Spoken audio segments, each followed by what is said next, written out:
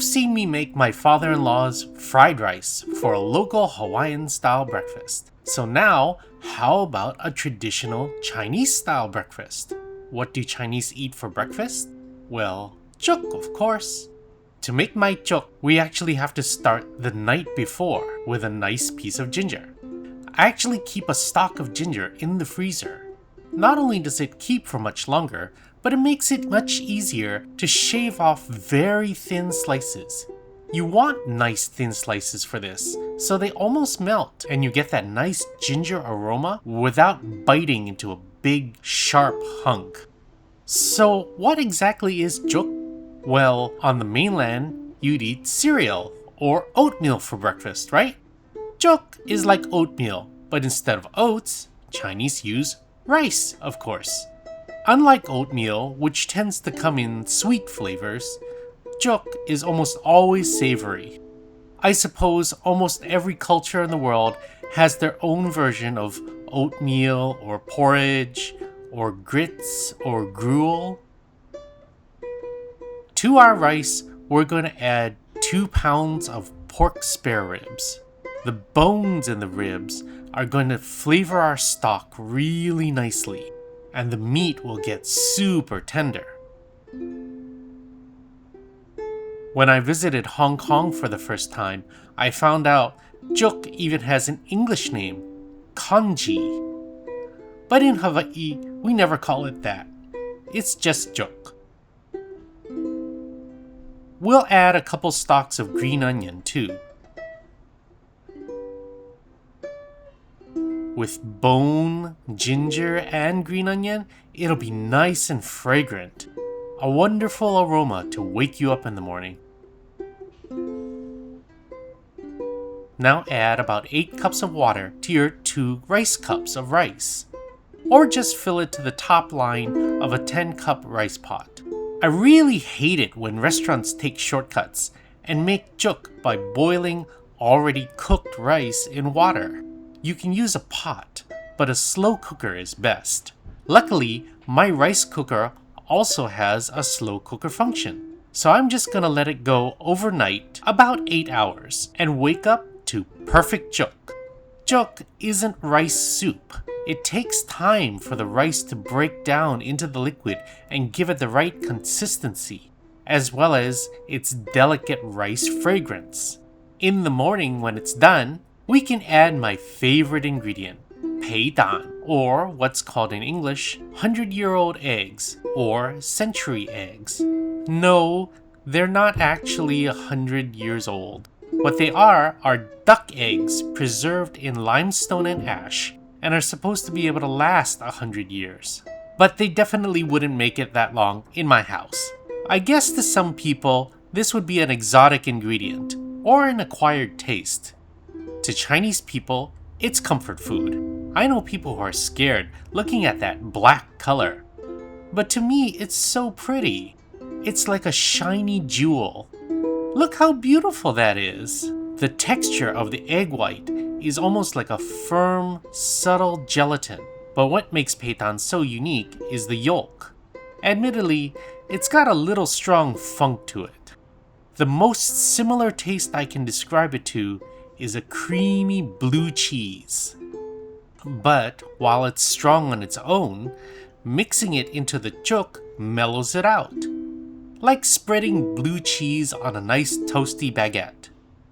And the umami it adds is unmatched.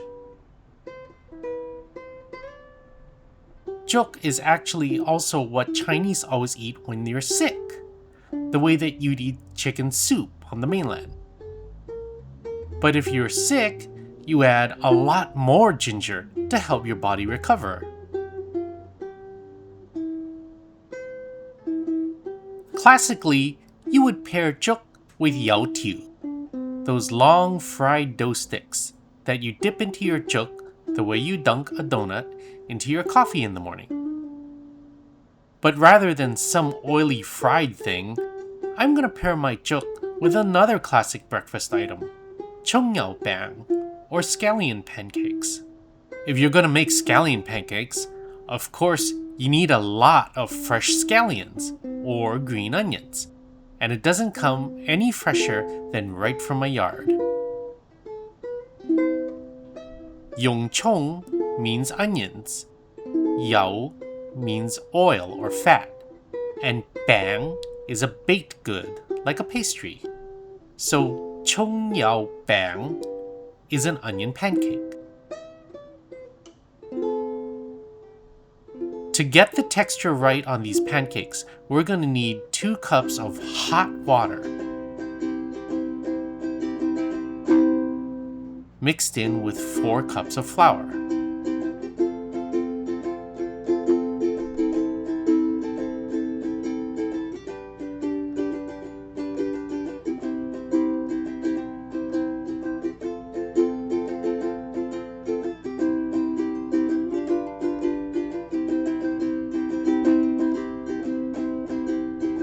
The bang is translated here as a pancake because, well, it's flat and made in a pan. But texture-wise, it's actually pretty flaky, more like a croissant.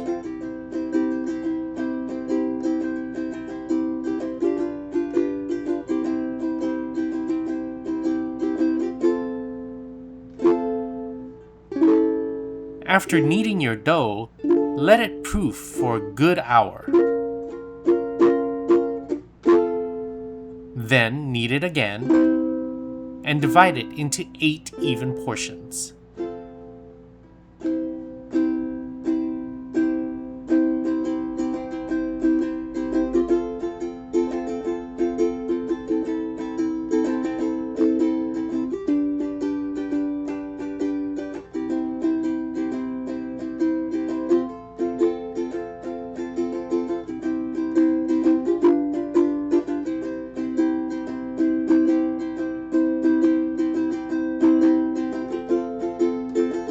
And roll them out nice and thin.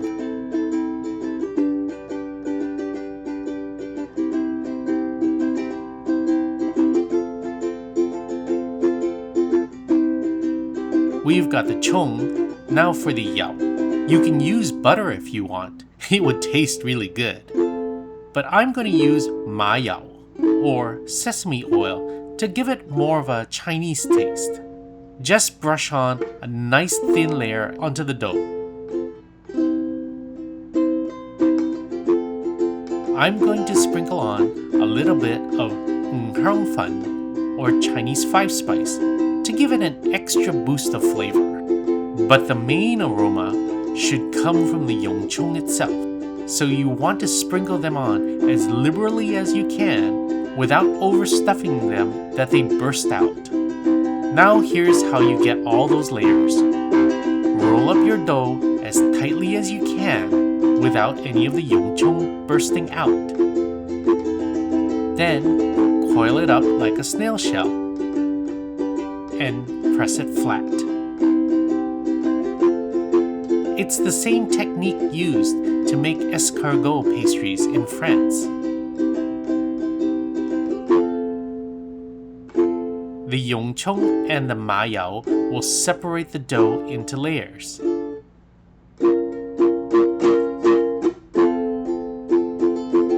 Then just toast them up on a medium hot pan for 3 minutes on each side.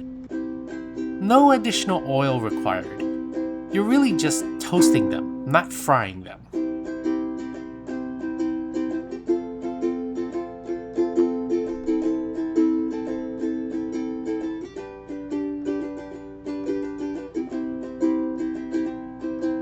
And that's it!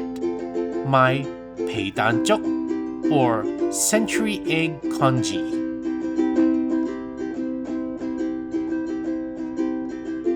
And my Chung Yau bang, or scallion pancakes. This is definitely a warm, comforting, easy on your stomach way to start the day.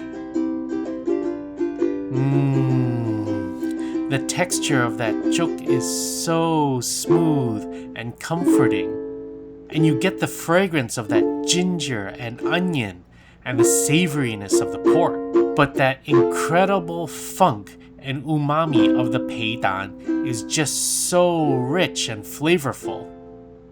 Seriously, if you really like strong creamy cheeses like blue cheese or brie, you would love Pei Dan. The Chung Yau bang has a nice toastiness and chewiness to it to balance out the smooth, mellow Jook, and you get the aroma of all that Yong Chung in between the layers. And it will fortify you in a way that an oily or sugary breakfast just can't.